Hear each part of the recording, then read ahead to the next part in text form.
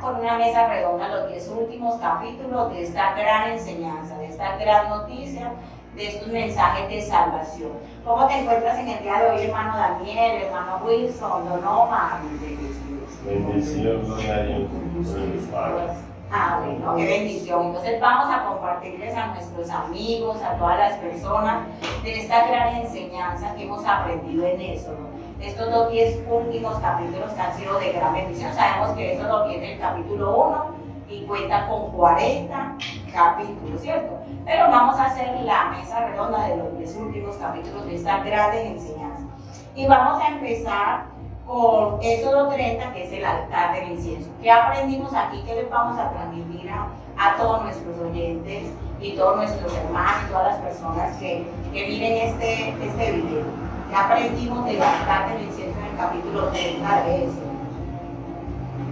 Vemos que cómo es dedicarle a Dios el lugar donde se ofrece ese sacrificio, ¿cierto? El altar del incienso nos habla de la santificación, de los sacerdotes, de los miembros y que debemos ser santificados. O sea, como en el altar del incienso todo es santificación, ahí se lleva el sacrificio y lo podemos llevar a connotación en nuestra vida, que así debemos de ser nosotros. Nosotros ahora mismo que llevamos nuestro corazón rendido a Dios, ¿cierto?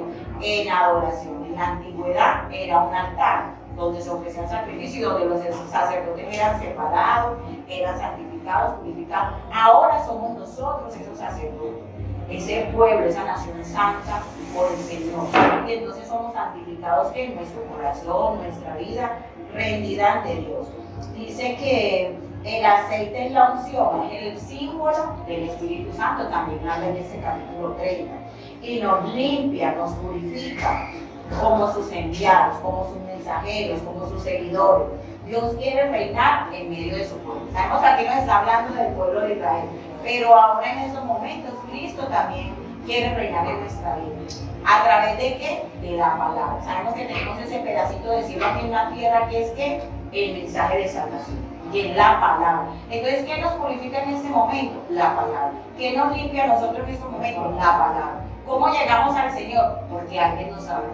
La palabra dice que la fe viene ¿por qué? Por el oír y el oír la palabra de Dios. Y cuando nosotros transmitimos ese mensaje, esa palabra no retorna vacía, como dice la palabra del Señor, y va purificando, va quitando la vida de cada persona, ¿cierto? Entonces vemos también aquí que Dios quiere reinar en su pueblo y mostrarnos a través del santuario la gravedad de nuestro pecado y que Él es el que nos transforma, el que nos renueva, el que nos santifica a través de Jesucristo. Entonces vemos que tan bonito en aquel tiempo era algo simbólico, algo físico, pero sabemos que todo lo que Dios le ha dado a Moisés es espiritual, está en el cielo, pero era el diseño para acá, para la tierra. ¿Y cómo bajó ese diseño? A través de Jesús. Todo lo que Moisés estaba haciendo era simbólico, representando el reino de los cielos, pero bajó y se hizo hombre, y es quien Cristo Jesús, que ha llegado a tu vida, a tu vida, a tu vida, a mi vida, que es lo que nosotros hacemos, ser esos mensajeros, y la unción que es el Espíritu Santo, porque estamos llenos de ¿qué? Del Espíritu Santo. Antes estábamos muertos en delitos y pecados, pero por su misericordia ya somos ¿qué? Apartados, ya somos hijos, ya somos sacerdotes. ¡Qué bendición! Bueno, vamos a pasar a esos capítulos 31. Esta me encanta porque yo me identifico con Besalel. ¿Qué tiene para decirme de eso, mamá? No, a mí el capítulo 31 me llamó mucho el llamamiento de Israel y de Adoniel, que ellos fueron unos grandes hombres servidores en ese tiempo, cuando les dieron ese llamado para que fueran trabajados por el Espíritu de Dios, sabiendo que fueron hombres de gran servicio para ese tiempo. Y trayéndolo a este tiempo, sabemos que nos ha llamado a nosotros para que nosotros tengamos ese mismo servicio. Ese servicio nos presta a nosotros es cuando nosotros empezamos a compartir y a hablar de las nuevas de salvación, del reino de Dios. Es como cuando nosotros estamos, por ejemplo, en la congregación, que hacemos de servidores, en el diaconado, en varios puestos que ministerios, en varios ministerios de en la iglesia, ahí se muestra el llamamiento Dios ha hecho sobre nosotros y el Espíritu sigue trabajando en nosotros. ¿Por qué? Porque por medio de ese llamamiento servimos en otros ministerios que se llaman los misioneros. Vamos, por ejemplo, a evangelizar, a llamar, a llevar ese llamamiento de misioneros, hacérselo a otras personas que les estén dedicando. Amén. Hermano, algo tan bonito aquí es porque dice, escogido por Dios, escogido por Dios, con dones de sabiduría, lleno del Espíritu de Dios, para ser un escultor, para él construir el santuario. O sea, que no podía ser cualquiera. O sea, Dios lo escogió, hizo su llamado, lo llenó de su Santo Espíritu, le dio esos dones, esos talentos, esa sabiduría. Que es lo mismo que está haciendo con nosotros. Amén, amén. Y es lo que nosotros estamos haciendo en estos momentos, sirviendo y haciendo el santuario para que preparando su venida. Qué lindo. Y también aquí nos habla en este capítulo del día sábado. Sabemos que a mucha gente el día de reposo, mucha gente es para ellos es confusión, pero vemos que no es el día del Señor, sino que el Señor, Él es el Señor de todos los días, ¿cierto? Miren que a Jesús como lo criticaban, lo vituperaban porque Él sanaba el día de reposo. ¿Será que en esos tiempos no sucede así? A veces hay mucha religiosidad. Pero algo tan bonito también que aprendimos hoy con nuestro pastor Wilson, cuando nos enseñaba sobre eso, ¿no es cierto? Nos enseñaba toda esta clase de cosas, de acontecimientos de eso, de la sabiduría, de la sutileza, cómo Dios entregó los mandamientos, cómo el Señor libertó el pueblo a través de Moisés, ¿cierto? Cómo el Señor lo capacitó, lo equipó, porque no es solamente salir de Egipto, como él decía, o sea, que nosotros estuvimos en Egipto, pero ya que estamos en Canaán, ya Egipto no esté donde, en nuestro corazón, ni en nuestro pensamiento, porque hay gente que sale del mundo, pero todavía tiene arraigado el mundo, ¿cierto? Entonces vemos aquí, como nos compartió el hermano Daniel, que nosotros somos esos de salir y esos ahora de este tiempo, porque hemos sido llenos del Espíritu Santo. O sea, Dios nos va guiando a nosotros para prepararnos para llevar esas buenas nuevas de salvación, que no nos quedemos con ellos, sino que llevemos ese mensaje de esperanza a los demás en medio de tanta mala noticia, en medio de tanta guerra, en medio de todo lo que está sucediendo, en medio de que está subiendo el petróleo, en medio de que los niños se están muriendo de hambre, ¿cierto? Lo que está pasando en Israel, lo que está pasando en Gaza, lo de Palestina. Miren que vimos las noticias de que se vino una familia para Colombia, para Barranquilla, que pidieron asilo, que todo, porque se estaban. Pero también escuchamos otros pastores que dicen, gloria a Dios por este tiempo, porque ahora Él quiere quedarse en ese lugar para hablar de Jesús. Hay mucha gente que huye y hay otros que aprovechan en medio del sufrimiento proclamar a Cristo, el mensaje de salvación. Qué bueno que nosotros seamos esos valientes para llevar ese mensaje de esperanza. ¿En medio de qué? Del caos. En medio de tanta mala noticia, porque el Señor dijo, en el mundo tendréis aflicción. Ese es el llamado que damos a nosotros, que llevemos esa palabra a todas partes, no importando lo que esté pasando, porque problemas y guerra van a haber siempre, pero la palabra de Cristo es esa palabra que da vida, que da esperanza. Es una palabra de esperanza que Dios nos manda, que nosotros como hijos llevemos a todo el mundo, no importando lo que esté pasando y cómo esté pasando. Lo importante es llevar esa palabra de salvación a todas esas personas. Amén. Y Esa palabra de también esperanza. en este tiempo que viene, que muchos lo ven como tiempo de fiesta, Sí, hermano. ahí es donde tenemos que aprovechar y compartir. Ya, vamos para allá. Vean, esta que está diciendo, vamos a ver al hermano Omar, que dice Éxodo 32, el becerro de oro. Ahí queda apenas esta enseñanza. ¿Por qué? Porque no siempre la gente se dedica a beber, se dedica a tomar, comamos y bebamos, que mañana moriremos. A veces vemos que alguien está pasando algo y en vez de clamar, de orar, de interceder, de ser como Pablo, como Moisés, como Salomón, que pidió sabiduría para guiar el pueblo. A veces nosotros, ay, pobrecito, sí, oiga mal, pero Dios dice, si mi pueblo se humillara, ¿de quién está esperando el Señor? De nosotros, de que podamos hablar de esas personas. ¿Qué podemos decir, don Omar, del becerro de oro? Respecto al becerro de oro, el pueblo de Israel, antes de que Moisés trataba de bajar, ¿cierto? Fueron guiados por espíritu de engaño y se encendieron en idolatría. Hoy es igual, hoy vemos de que no es Moisés directamente, porque es muy circulado por el Señor, es directamente el Señor a través de Jesús que nos habla a cada uno de nosotros. Nos da promesas las cuales Él cumplirá en su tiempo, Él en su tiempo, en el tiempo de nosotros.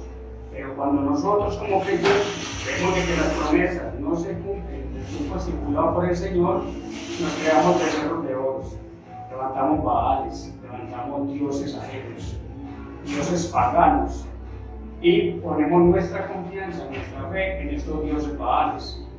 Dios no está de acuerdo con eso. Que Dios no es hombre para mentir, ni hijo de hombre para arrepentirse de lo que promete. Él promete y Él hace. ¿Cuándo lo hace? En el tiempo estipulado por Él y por nosotros. Entonces, ¿cuál es la invitación en esta tarde a cada uno de ustedes, hermanos? De que esperen las promesas del Señor. Las promesas del Señor se cumplen, Él no miente.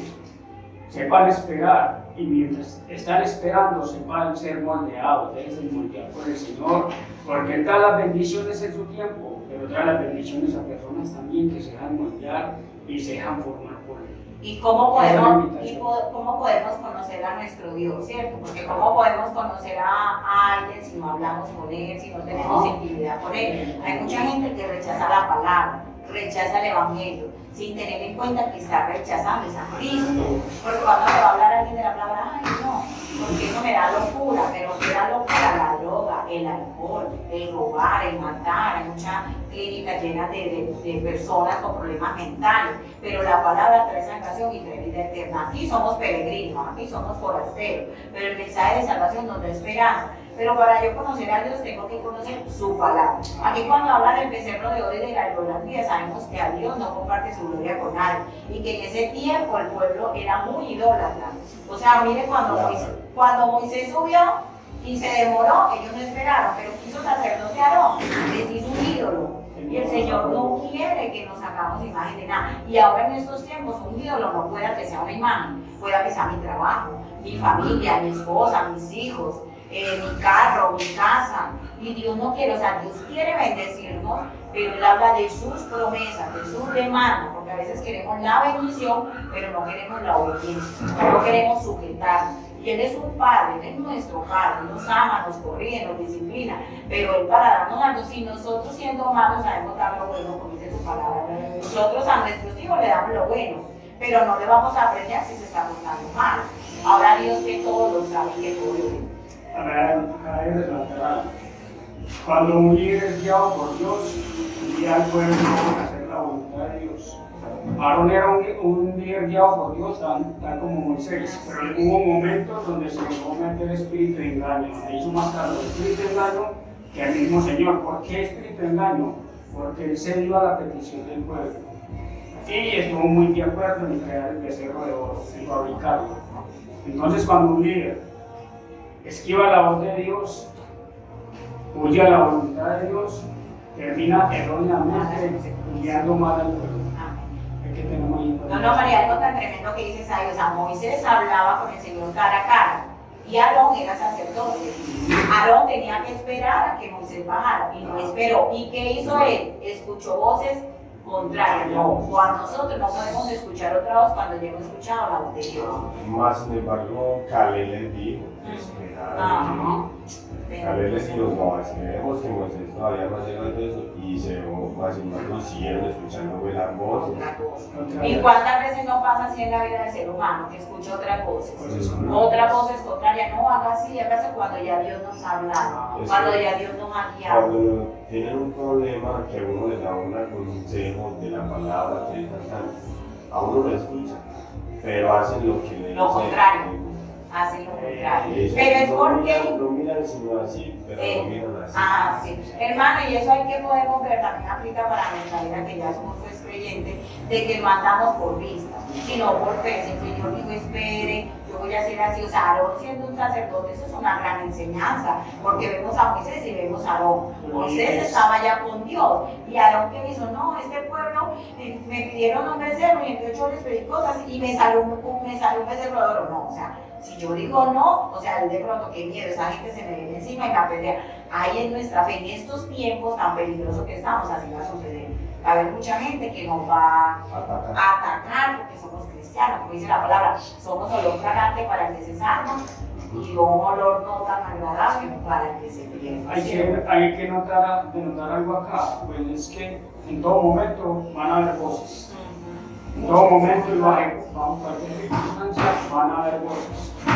Primeramente va a estar la voz del Señor, primeramente por el hermano que sea, pero luego van a estar las voces del mundo, las voces del enemigo, las voces contrarias se van a levantar. ¿Cuál voz vamos a escuchar nosotros? Así es. ¿A cuál voz vamos a obedecer? Y Dios nos habla a través de su palabra. Así Dios ya nos ha hablado, así venga un hermanito, venga el papá, la mamá, si ya yo tengo comunión con Dios y yo sé identificar la voz de mi Padre, eso tiene que ser inamovible. Él lo dijo y Él lo hará. Vamos a Éxodo 33, yo les quiero compartir algo tan tremendo para que cuando dice, el Señor le dijo a Moisés, anda y vete de este lugar junto con tu pueblo, que sacaste de Egipto. Y Moisés le pidió al Señor, muéstrame tu camino, que haya gracia en tus ojos, y mira que esta gente es tu pueblo. Mira qué bonito Moisés y esa humildad. Moisés no dijo, sí Señor, claro, yo voy con mi pueblo. Señor, es tu pueblo. Y muy bonito en ese capítulo porque le dice, si tu presencia conmigo no va, yo no voy. Así diga, yo te mando un ángel, yo te mando a ver el mejor diácono en la iglesia, ves con el pastor. Nosotros, ¿qué queremos? Esa comunión es con Dios.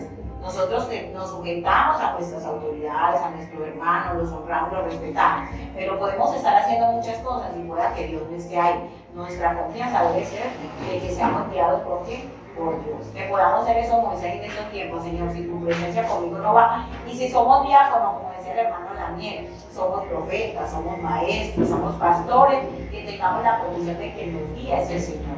Y que todo lo que Dios nos permite, no puedo decir, es que es mi grupo, no Señor, es tu grupo, es tu ministerio, es tu diaconado, es tu ministerio de pastoreo, de maestro, cualquier ministerio que haya en mi iglesia, es tuyo, Señor.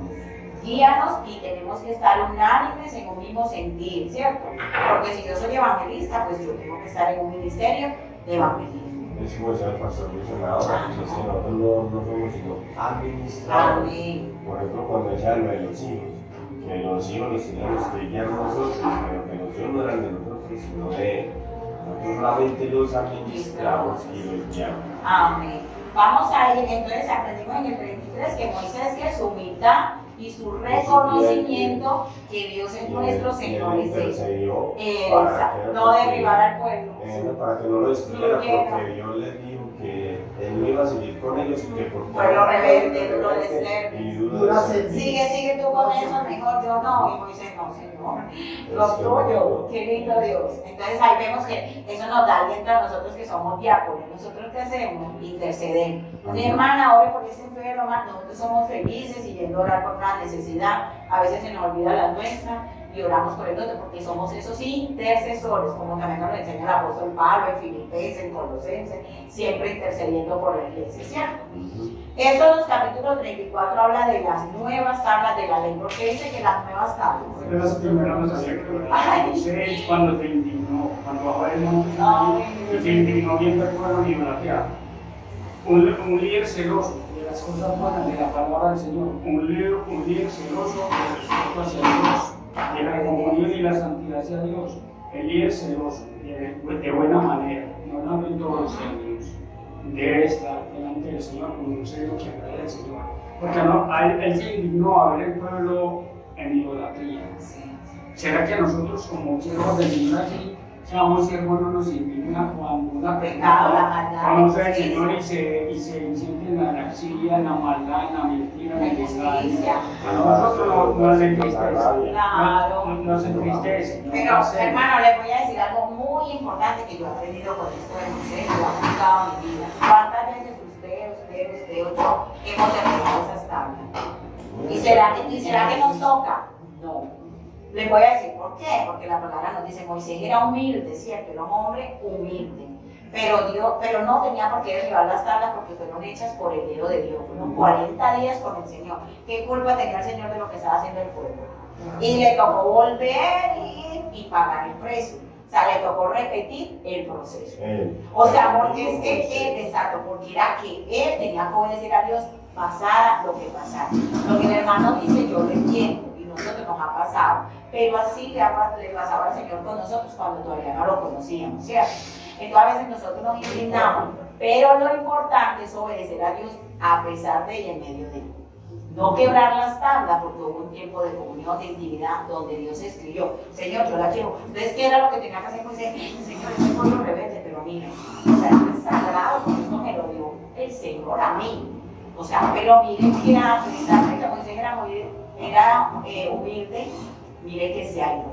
Y aparte de que se aisló, quebró las tablas. Eso es tremendo. Es que quebrar las tablas también puede significar un par en el proceso, lo que Dios está haciendo en mí. Que mire que el proceso nos va a repetir. Ay, sí. ¿Cuántas veces el Señor ha vuelto a repetir el proceso con nosotros? Ay, sí. Nosotros nos alejamos de eso y volvemos al camino del Señor. Él vuelve y el proceso que empezó con nosotros, Él vuelve y lo retoma. Exacto. Miren que aquí dice, no hagan alianza con Dios en ajeno y no hagan imagen. Derribaré sus altares y todo lo que ocupe el lugar. Dios se convierte, todo lo que quita el lugar a Dios se convierte en un ídolo, ¿cierto? Aquí también nos habla en este capítulo de las fiestas anuales, de la fiesta de los panes sin levadura. Jesús es el pan de vida.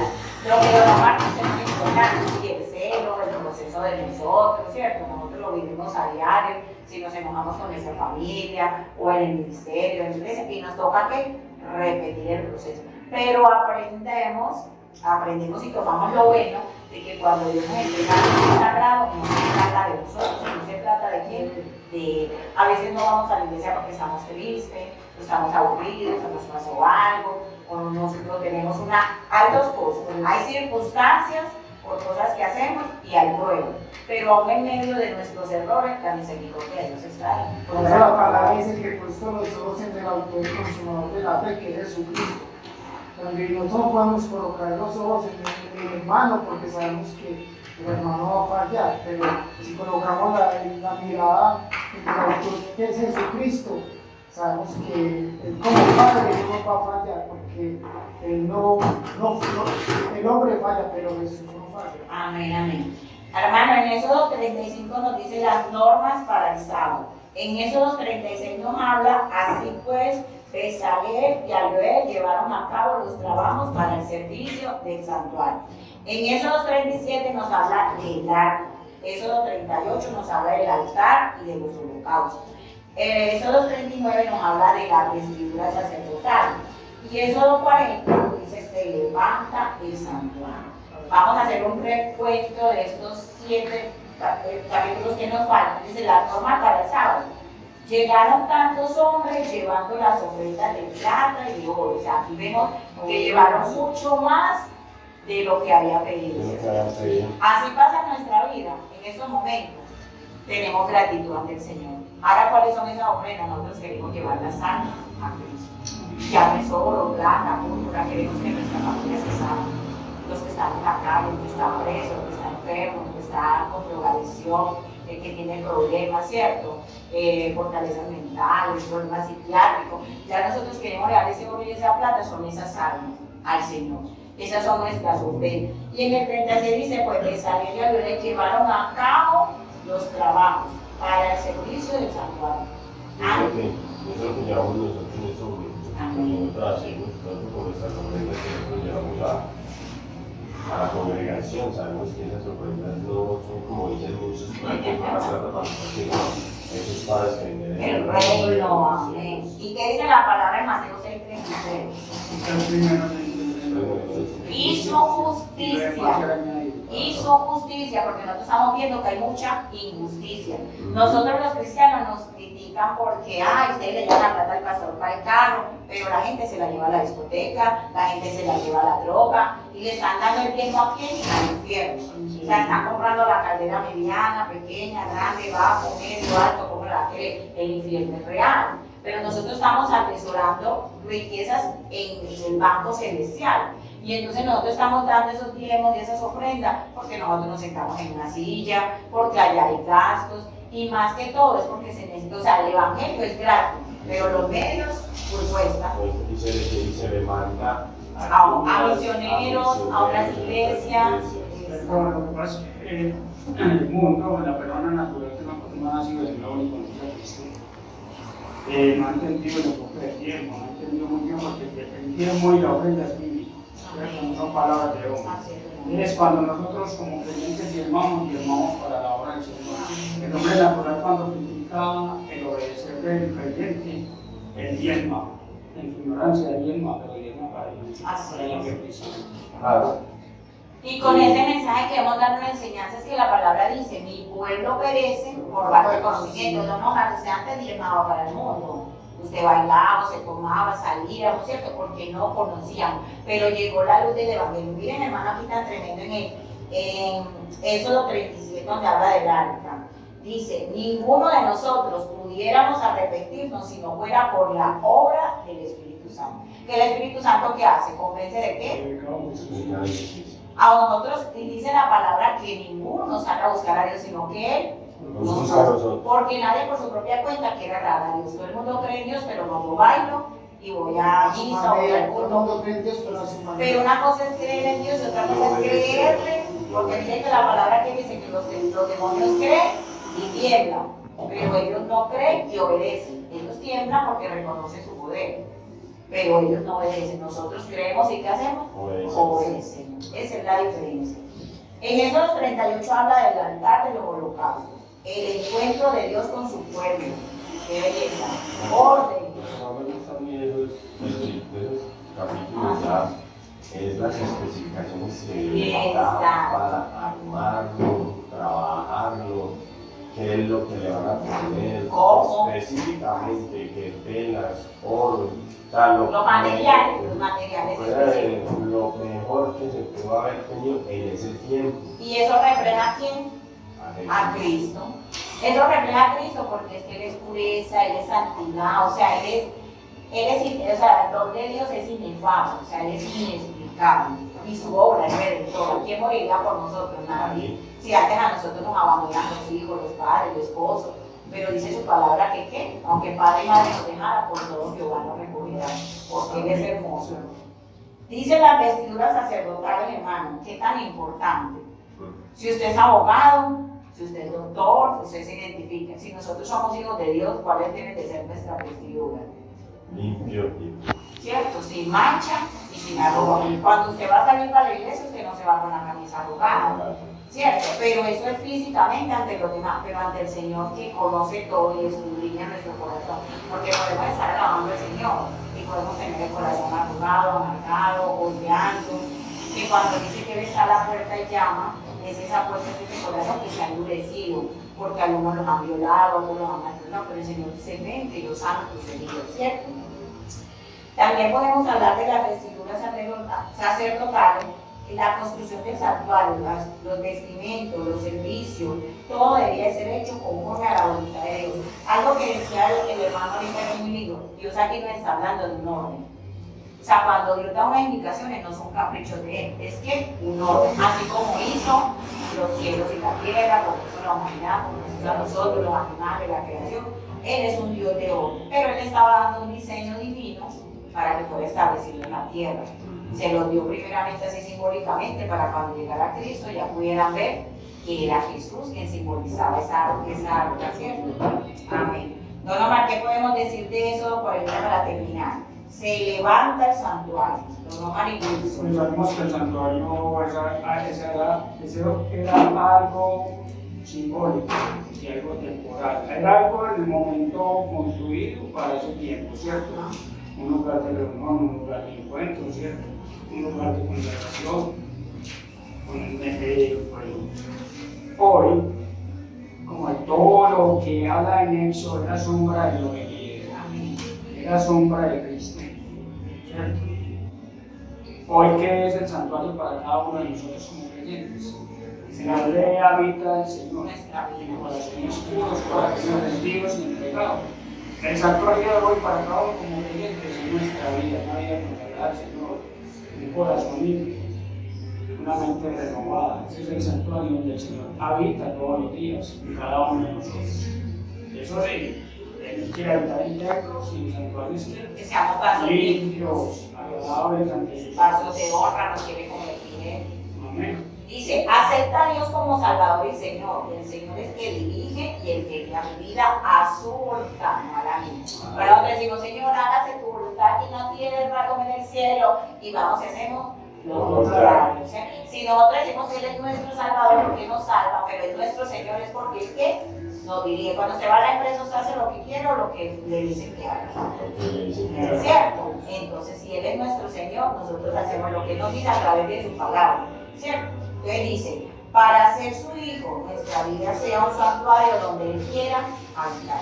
Amén. Porque como son las palomitas se ve que cuando uno camina, ella se va. El Espíritu Santo reposa donde está tranquilo, donde está limpio, donde Él nos limpia y nos lava porque nos equivocamos. De hecho, que seamos cristianos no quiere decir que no nos equivoquemos, que no fallemos, ¿cierto?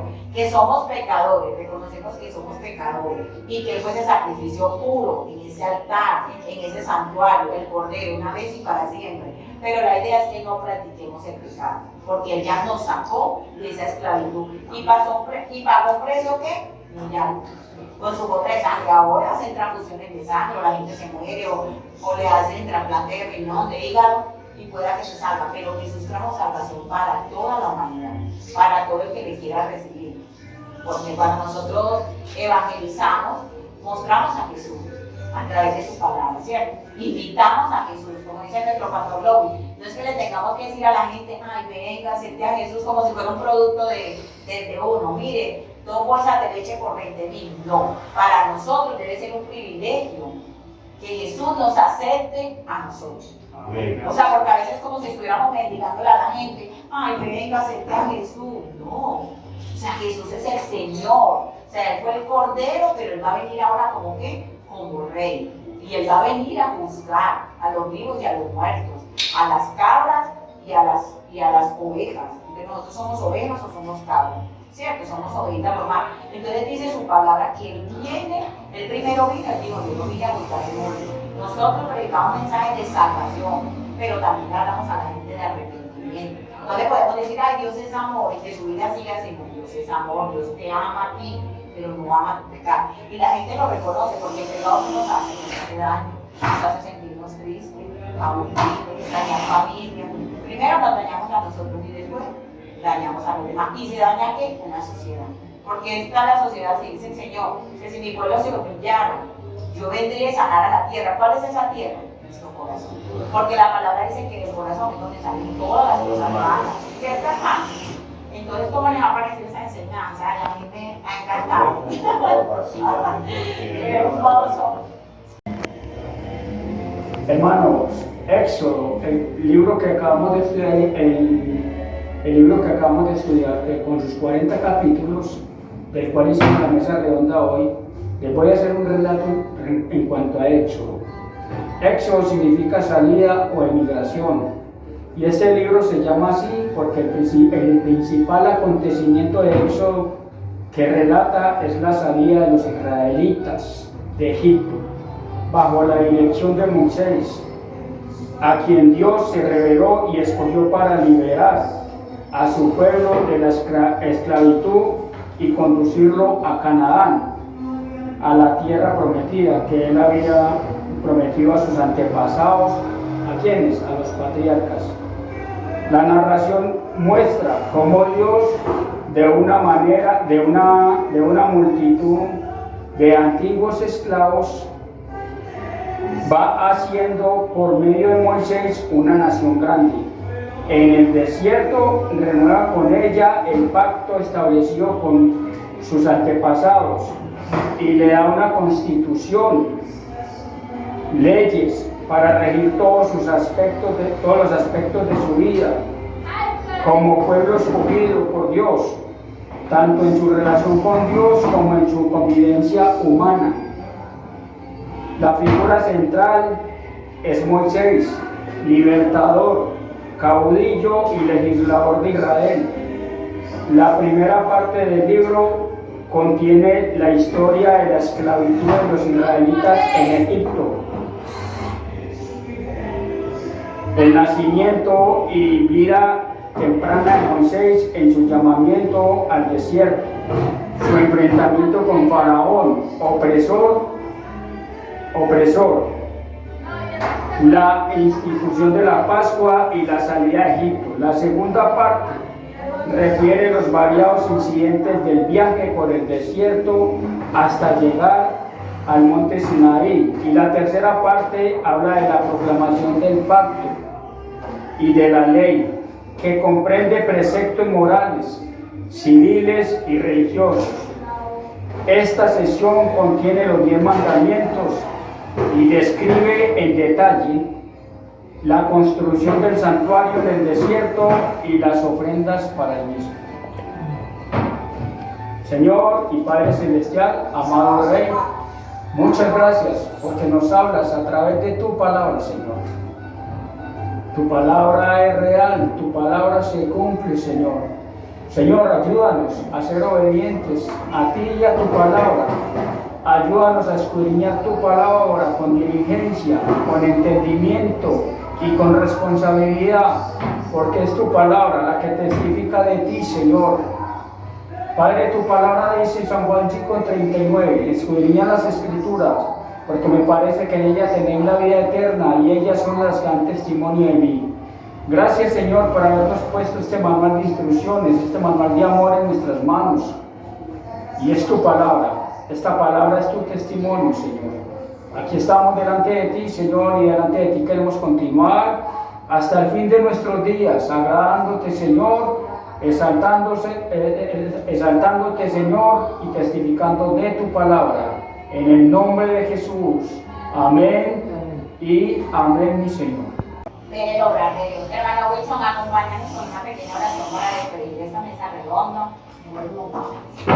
Vamos a hacer una pequeña oración dándole gracias al Señor por todo. Padre Santo, gracias por tu palabra, Señor.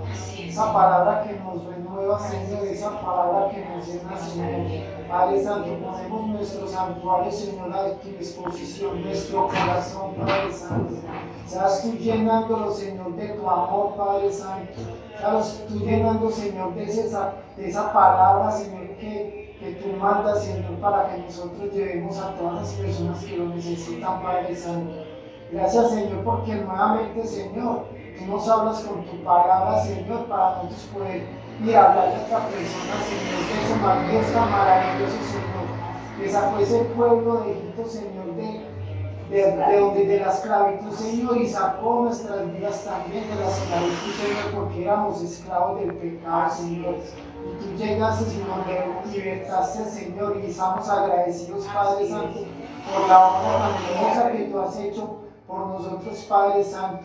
Solamente queremos darte gracias, Señor, queremos ser esas personas santas, Señor, en tu presencia, que los vestidos de nosotros lleguen blancos y sin arrugas, Señor, que ese corazón, Señor, sea para agradarte solamente a ti, Señor, porque que todo lo que hagamos sea para extender tu reino, Señor, porque de eso se trata, Señor, no se trata de nosotros, Señor, sino de ti, Señor. Gracias, Señor, por este grupo, Señor, por los que estamos acá, Padre Santo. Gracias, Señor, por este capítulo de eso, Señor. Hoy lo terminamos, pero seguimos, Señor, con tu palabra, seguimos, Señor, extendiendo tu palabra, Padre Santo. Pero no queremos hacer nada con nuestras fuerzas, Señor, sino las fuerzas tuyas, Padre Santo. Te damos gracias, Señor, y todo honor y toda gloria sean para ti, en el nombre de Cristo Jesús. Amén y amén.